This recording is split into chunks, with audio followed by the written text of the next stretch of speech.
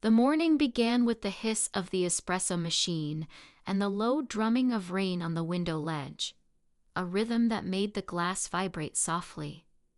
Steam rose like a veil over the marble counter, and I stood with my palms around a paper cup as if it were the only warm thing left in the world. Beyond the cafe's fogged pane, our office tower climbed into the cloud bank, steel ribs swallowed by gray. Traffic signal lights blinked their patient orders at no one in particular. I tasted espresso and metal and something like change. In the elevator, I watched the numbers praise their climb: 14, 15, 16. My reflection floated between the stainless panels, tidy bun, precise lipstick, the thin scar just at the edge of my brow that a childhood dog had left like a thought mark. I told myself I was fine. I told myself I would make a decision soon. The elevator hummed. I rose. By the time I crossed the lobby's slate floors and passed into the open office, the gossip had already found its channels. People angled their chairs, dropped their voices, sent quick looks that landed on my suit and then away. The new senior vice president was arriving after a week of rumors so thick they had a texture. It was said he had been imported from New York like a solution. Something precise, costly, and a little dangerous.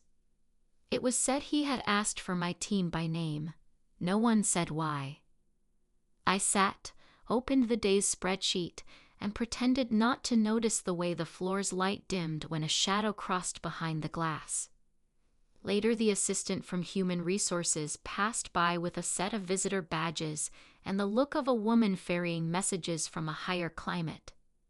Later still, someone mentioned in a voice like the flick of a blade that the new SVP was divorced. I kept my eyes on the sum column and told myself I was above this. My coffee cooled into the taste of smoke. He introduced himself at the Monday staff meeting without much ceremony, and if there was a performance to it, I could not see the seams. His voice had a texture like worn leather, quiet, steady, a little roughened. He thanked the outgoing interim, acknowledged market headwinds, made a small joke about jet lag that didn't ask us to laugh. He took no notes. He didn't have to. He looked at each person as if he were remembering them into being. When his gaze reached me, something composed loosened in my chest. He had the kind of eyes that don't resist what they see, and I was suddenly too aware of my hands. Later I would tell myself I imagined the shape of recognition there, but in the moment it felt like stepping into warm air after leaving a freezer. He didn't hold the look long, which made it worse. He said we were going to pivot our coastal portfolio, consolidate redundant accounts, and go on offense with a product suite the company had been too timid to push. He didn't use the word bold. He used the word necessary. We were a design and finance hybrid, industrial barns for high-end brands, the kinds of materials that cut and polish cities without leaving a trace. He spoke of steel tolerances and swing lending in the same breath. And then he asked for weekly status with our names attached to deliverables. Half the room straightened like school children. The other half shrank. Afterward he asked if he could see the numbers I had on the Harbor 41 project. He phrased it that way. I want to see the numbers you have, and I recognized it as a compliment. Not the numbers in the folder, not the numbers we circulate, but the ones I had, as if I owned some secret they would quietly rely on. I told him I would send the models. He said he preferred paper. I liked that. Paper doesn't lie in quite the same way. He didn't hover when he arrived at my desk. He simply stood, hands in pockets, patient as a streetlight. The office noise eddied around us. Someone laughed too brightly across the aisle. The rain sharpened against the window as though determined to be heard. I gave him the printout. He touched the corner of the paper the way careful people do. and I had the ridiculous thought that he could lift my wrist just so, and I would follow. He read quickly and well, and when he looked up, I felt something pulled taut between us. Cable, wire, breath. He thanked me. He asked what I would cut if he made me. I told him the truth, the out-of-state contractor who promised more than he delivered and sent invoices dressed for a party. He smiled a little and said he liked my shoes, not as a flirtation, but as if complimenting my judgment were as natural as rain. The project swallowed days the way the city swallowed light. We mapped cash flows onto our thinnest hopes, fought with vendors whose signatures slid across pages like minnows, burned one printer into an early retirement. I worked until the office glowed like a hive around me, and the editorial team down the hall packed up their branded backpacks with the baffled cheer of people who do not have deadlines that wake them at 3 a.m. in that stretch. I saw him in fragments, the straight set of his shoulders in glass reflecting the skyline, the long reach of his arm on the polished walnut of the boardroom table, the leveled intimacy of his voice when he said he didn't want updates, he wanted decisions. It became a kind of do-it, sharp without being hostile. I told him when a risk was velvet over a cliff. He told me when I was protecting people who would never return the favor. He asked once, at the end of a rainy Tuesday, why a woman like me was still here when I could be anywhere else. And I told him it was because when I was 17 my father had taught me how to read a balance sheet like it was a diary, and I had never completely forgiven the world for not seeing the romance in numbers. He looked at me long and said nothing. It felt like something had happened anyway. The first private closeness came in the elevator, because of course it did. It was late. The building had softened into the after-hours hush where the hum of the machinery becomes a lullaby. And I touched the call button with a fingertip that wasn't steady. We stepped inside and there was that small contained space, stainless walls and overhead lighting making everything look more deliberate than it was. He stood a measured distance away, as if he could mark it in inches. The elevator started with a hum, and then stopped with a polite sigh. The doors didn't open. We smiled with half our faces, the way strangers stranded together do. He pressed the help button and spoke into the little grill, and it astonished me how kind his voice could be when faced with an obstacle. I could smell something like cedar on him, and the day's rain, and a thread of coffee. He asked if I was all right, not quite in words. I told him I was fine. The air felt thinner, which made breathing a precise act. He lifted his wrist and checked his watch, and the gesture was so elegant I had the thought of a hand at the small of my back, guiding me through a crowded room. I pretended to find the carpet interesting. We were not trapped long, maybe 5 minutes, but human time and mechanical time disagree. In those minutes I saw the way he kept his hands to himself, and it almost undid me. There is a kind of respect that arrives as warmth. There is a kind of restraint that becomes its own electricity. The car jolted and began again. He offered me the hallway first. I stepped past him and felt every molecule between us neither touch nor not touch. I thought if I decided to make a mistake, this is the mistake I would make. The office noticed us noticing each other before we admitted anything to ourselves. It always does. A comment turned up in the margins of a shared document that referred to senior management's favorite. A joke about late nights was delivered with smiling teeth. 2 members of my team suddenly became incompetent in very visible ways because they were better at stories than spreadsheets. I ignored it because ignoring is what you do until the noise is louder than the work. The conference trip was to Chicago in a week of wet wind and metallic skies. We were both on the panel for a session about ethical sourcing and the money that pretends to be good. We walked from the hotel to the venue along a river that looked like hammered pewter. I told myself 100 reasons to be grateful for company in a city that was not mine and failed to believe any of them.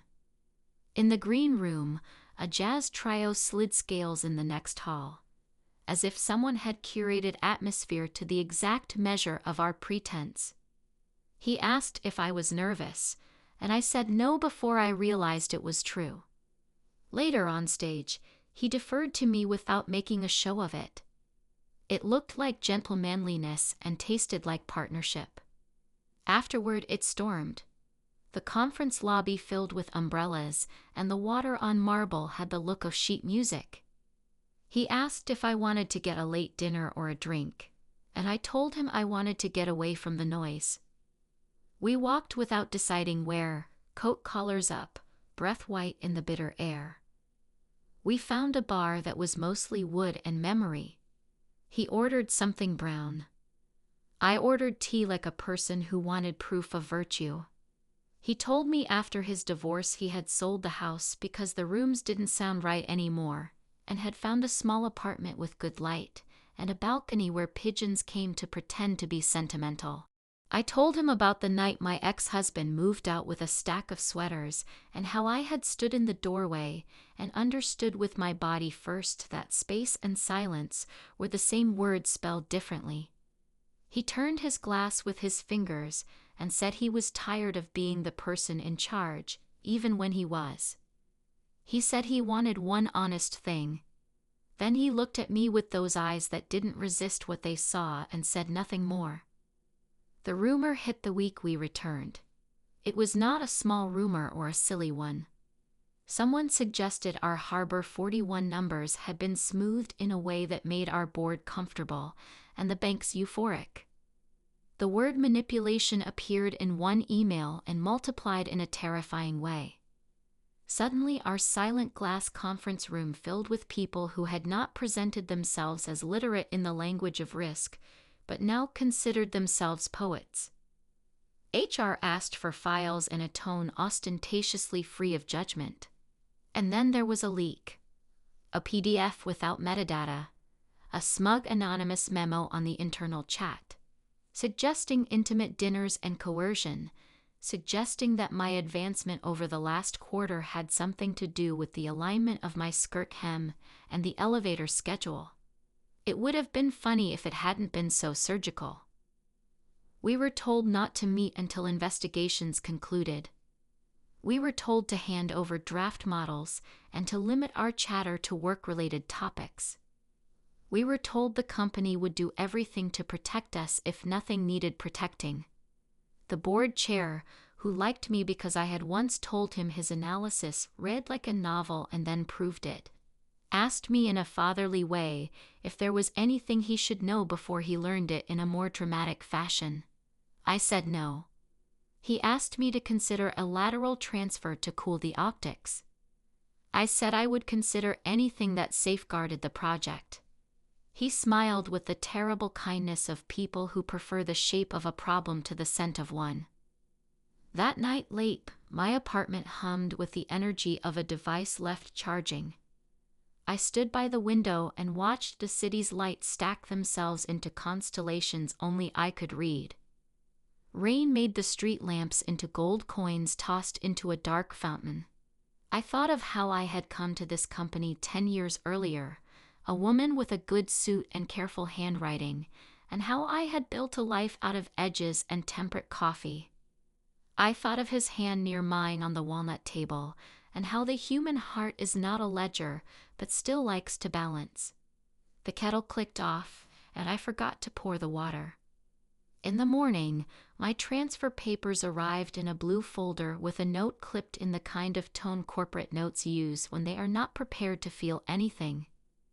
The destination was a regional office in a city I had never particularly wanted, a place that would add new weather to my wardrobe and take nothing else.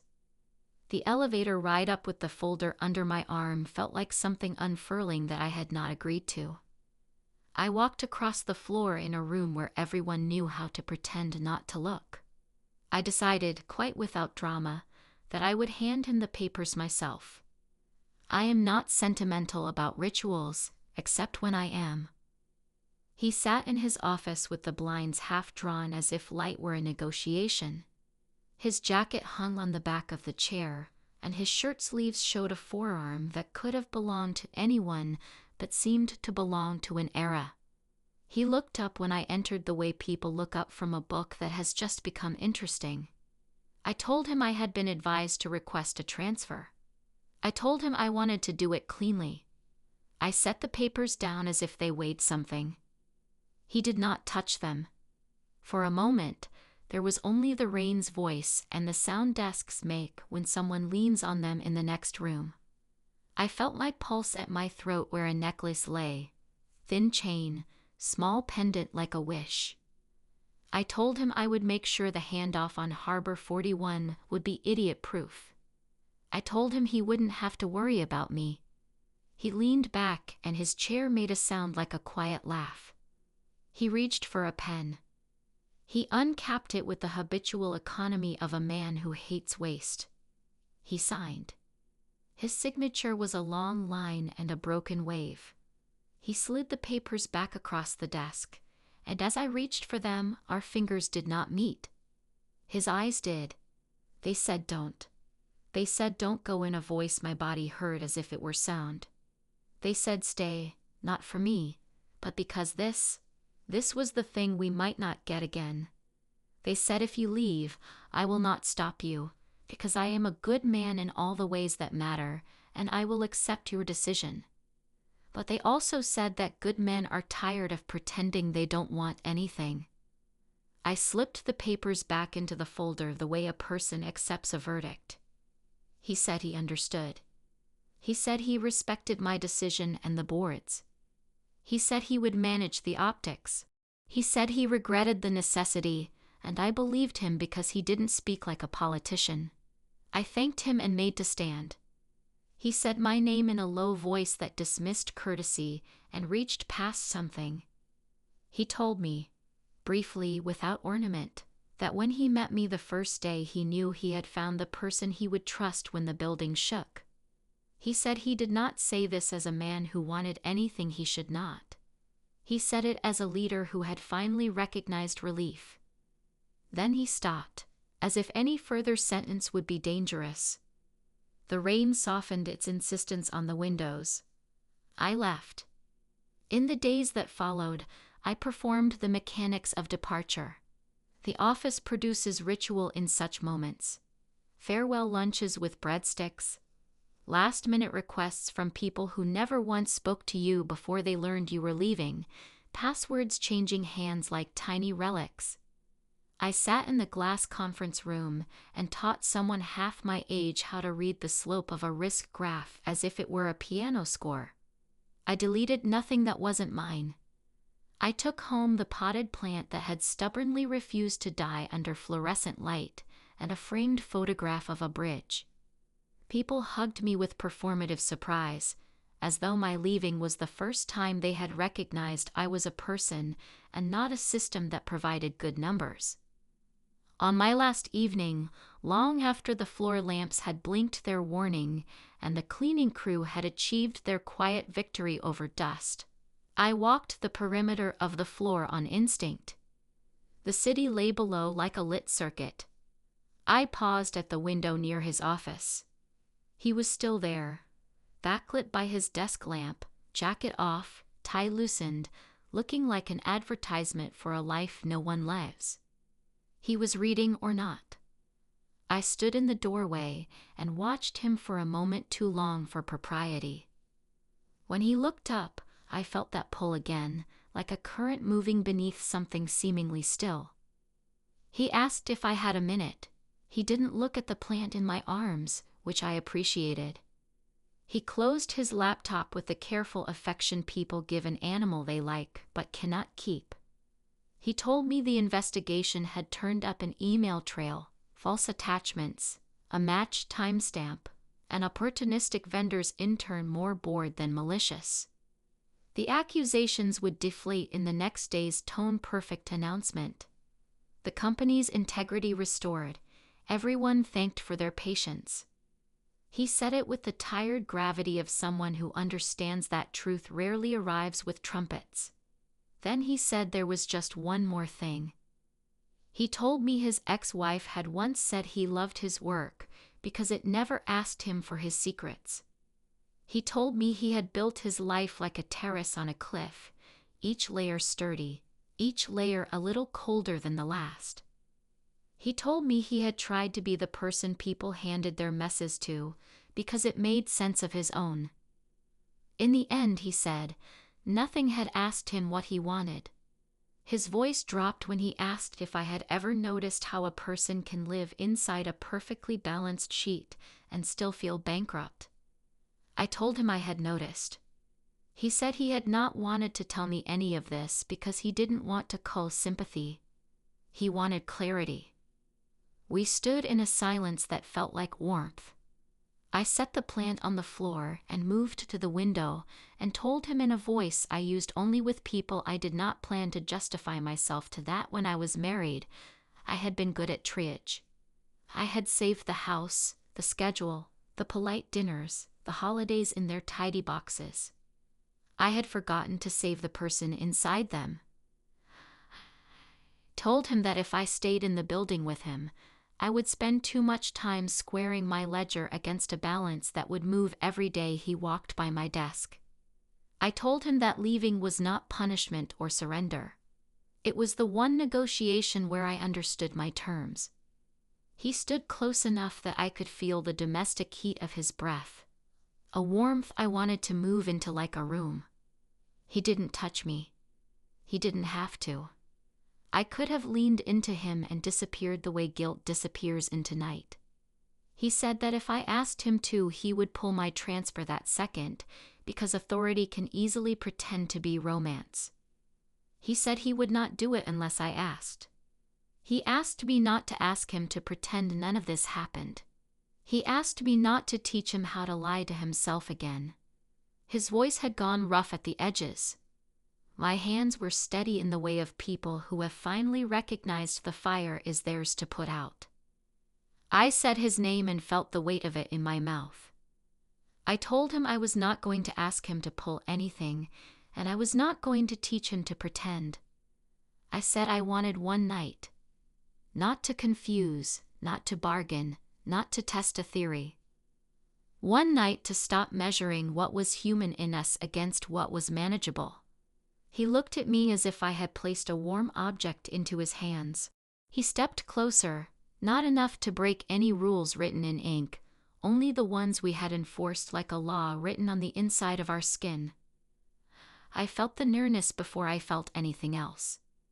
We left together without announcing it to anyone, the way people leave parties they never meant to attend. The rain had decided to be gentle. The city had turned down its lights as if to make room for ours. In the car, we did not speak because words would have made us careless. In the elevator up to my apartment, the hum sounded like consent.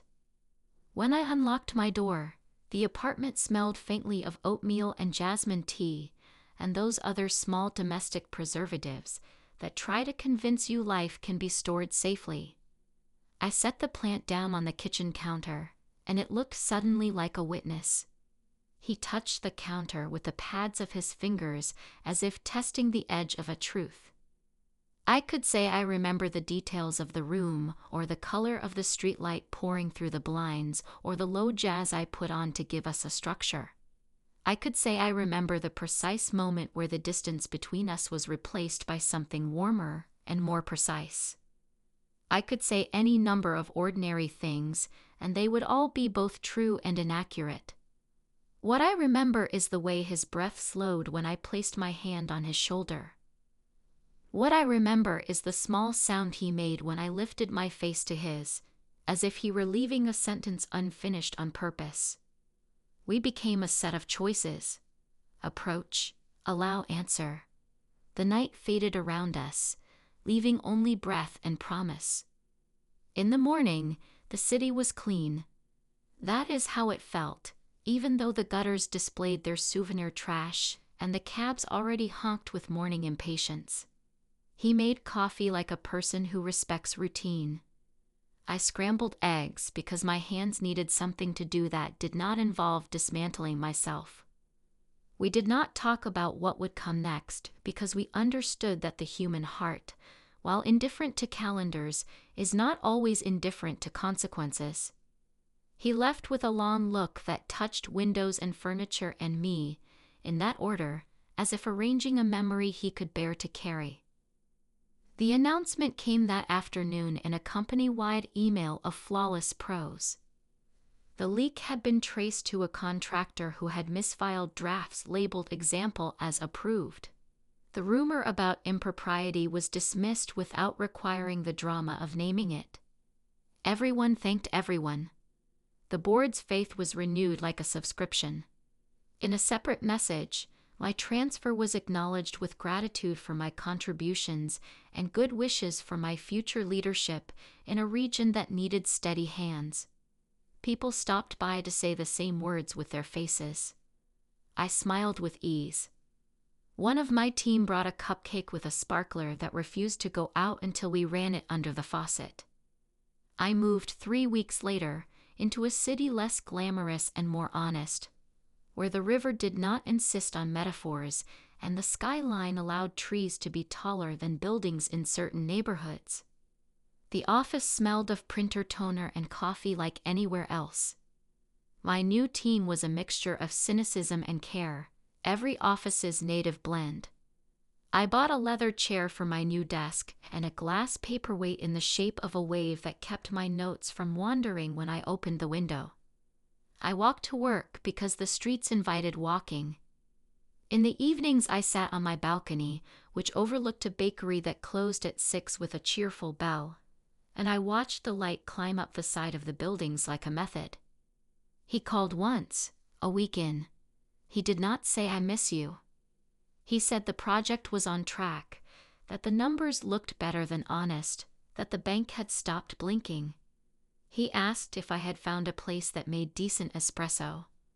I told him not yet, but I liked the way the bakery across the street stamped its bags with a small gold spoon.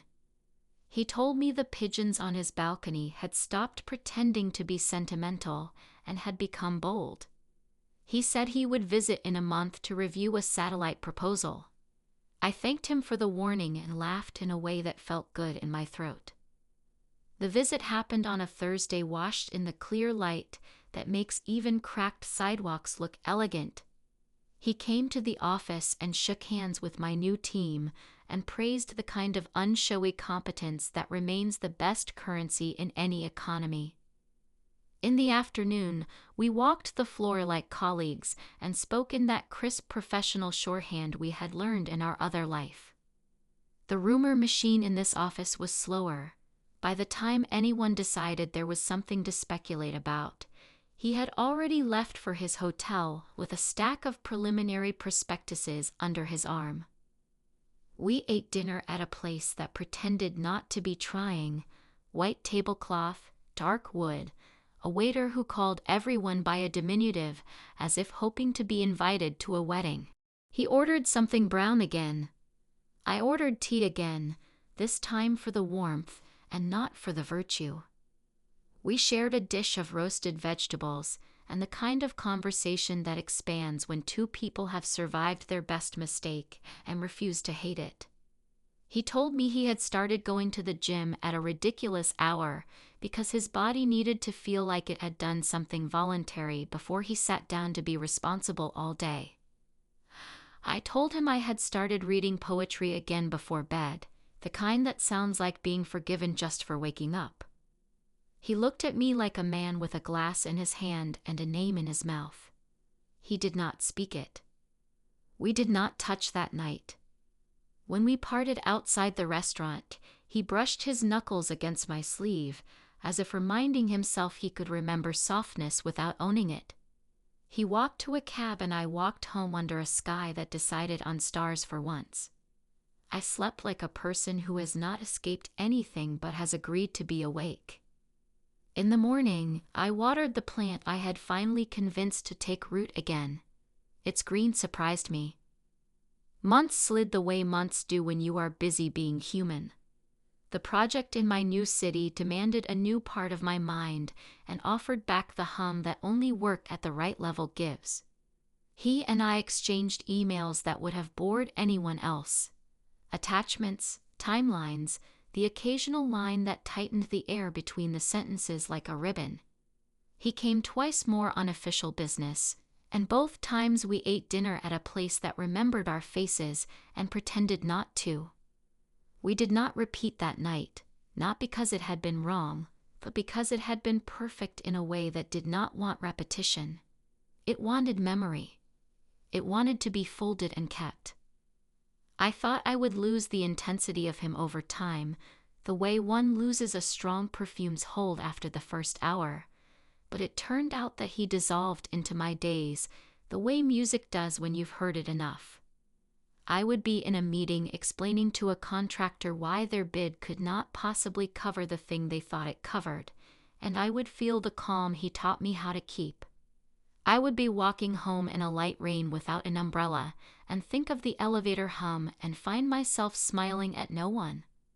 I bought a jazz record on a Sunday at a street market and played it while I made eggs and laughed because it sounded like a secret we had made up, and then left on purpose for someone else to find.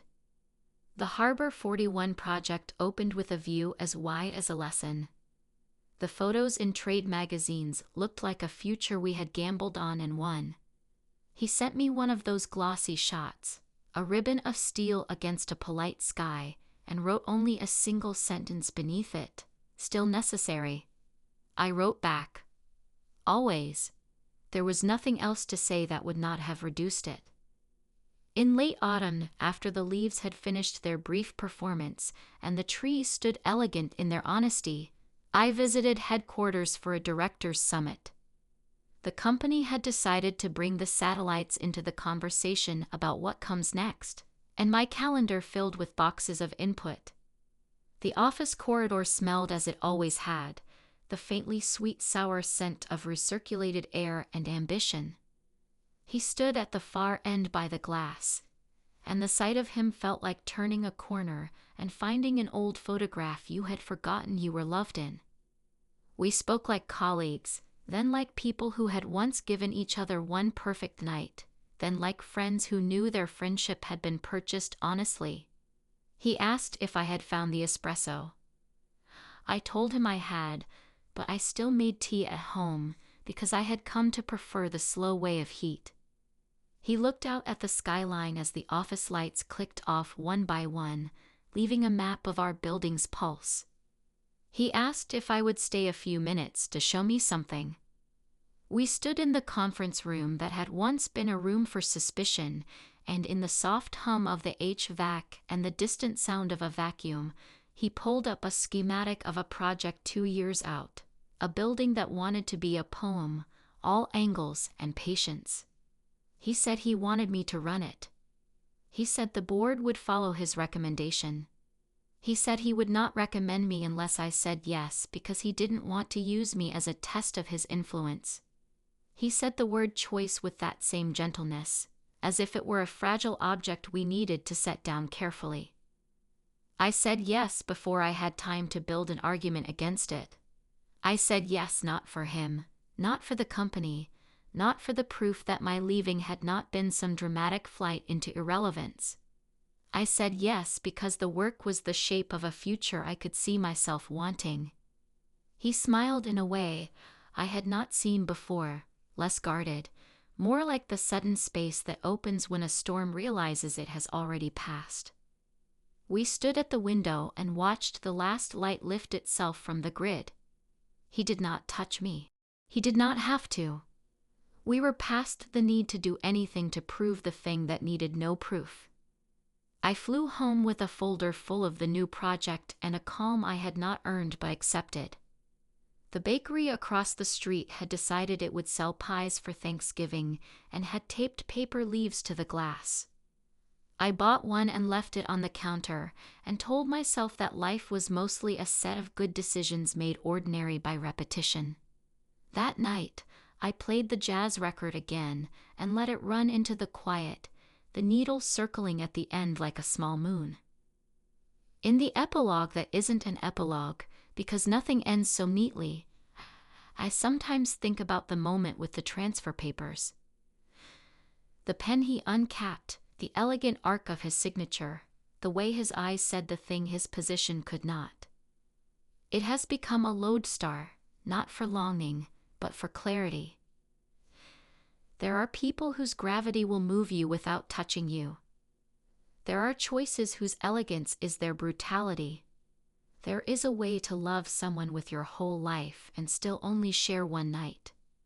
I did not know this at 25. I barely knew it at 35. I know it now. Some evenings when the office empties and the sky over my smaller city turns the color of quiet, I stand at the window and watch the lights go out in our building one by one. The hum of the elevator drifts up like a memory I am not finished with. Somewhere in another city's after hours, he stands in his own pane of glass, looking out at his own arrangement of light and shadow. We will work together, and not together. We will make the kind of decisions that hold a life steady. We will find the honest way through. And in the second between leaving and staying that the heart knows better than the mind, I feel the old warmth, the respectful gravity, the promise we translated into action and then folded away. The office lights dim one by one. Shadows lengthen like something you can walk beside. I lock my drawer, take my coat, and pause to listen to the city's breath. It is almost a whisper. It says, choice, not chance. It says, necessary. It says, some signatures are not ink but the shape two people leave on the same light. And when I turn off my lamp, his shadow lingers near mine, quiet and patient, as if the building itself remembers how we taught it to hold us.